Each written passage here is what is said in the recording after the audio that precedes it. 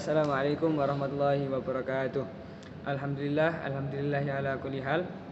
Langsung saja pada kesempatan kali ini izinkan kami akan mempresentasikan tentang materi harmoni kewajiban dan hak negara dan warga negara dalam demokrasi.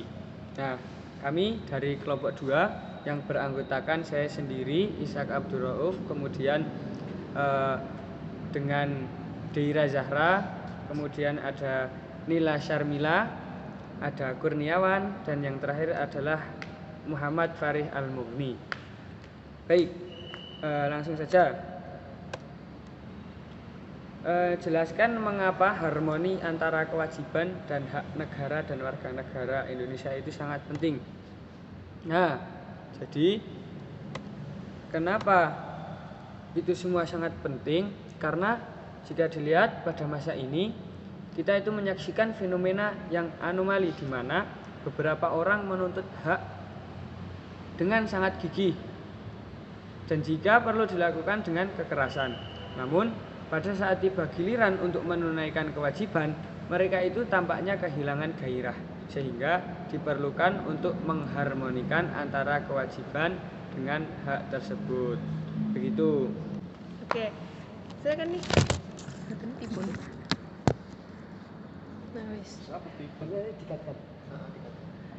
Baik, selanjutnya yaitu jelaskan sumber historis, sosiologis, dan politik tentang harmoni kewajiban dan hak negara dan warga negara Indonesia. Yang pertama yaitu sumber historis.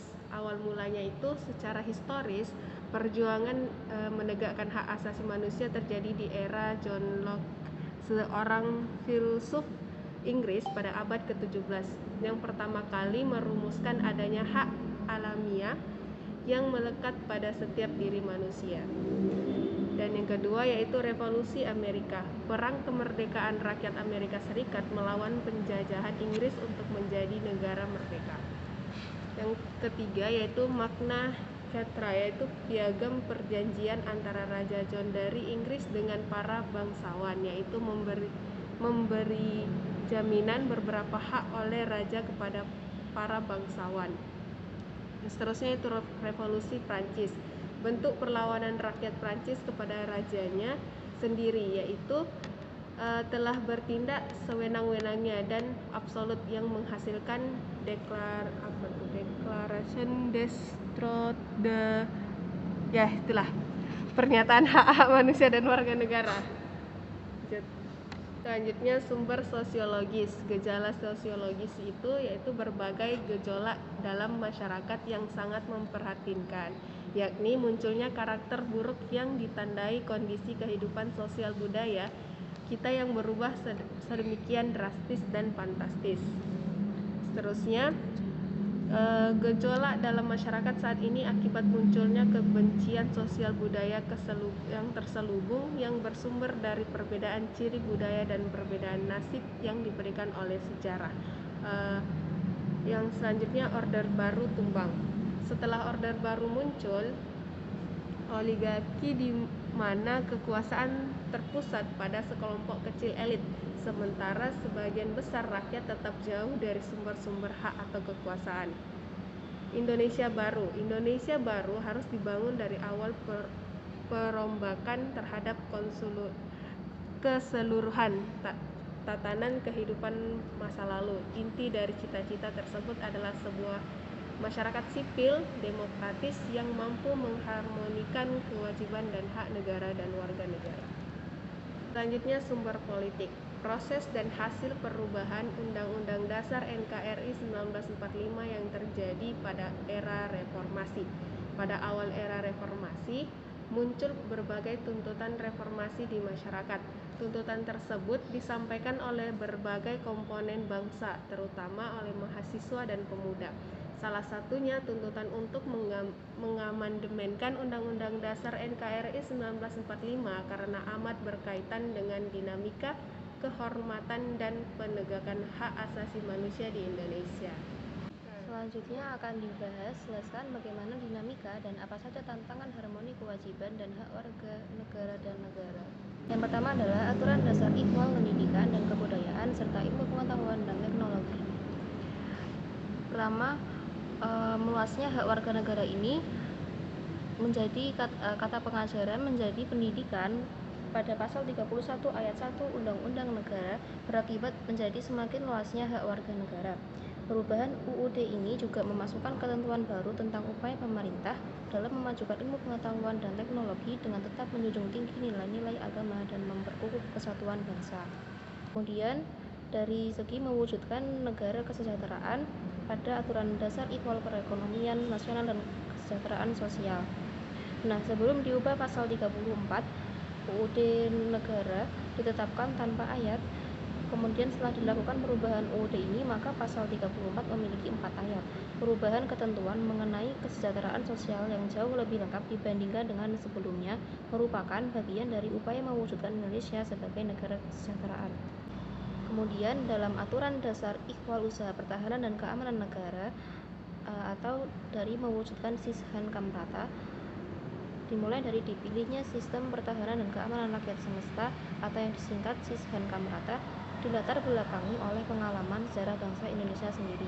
Salah satu faktor penting suksesnya revolusi kemerdekaan tahun 45 dan perjuangan mempertahankan kemerdekaan yang terletak pada bersatu padunya kekuatan rakyat, kekuatan militer, dan kepolisian.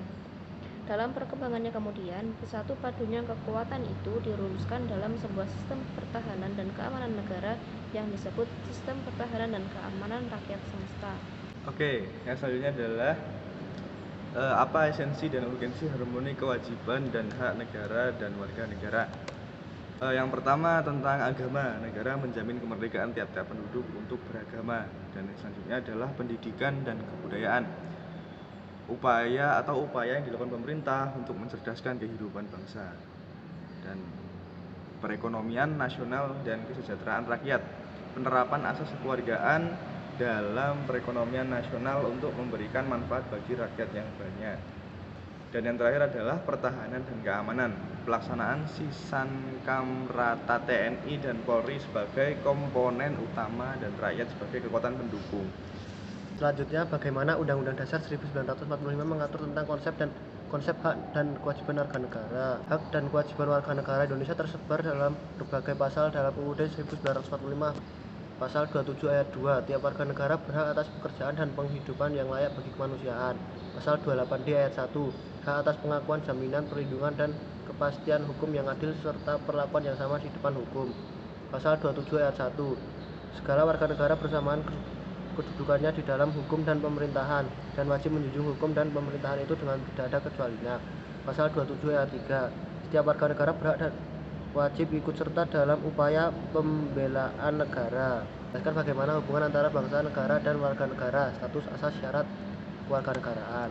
Status, George Jelinek mengemukakan ada 4 macam status warga negara.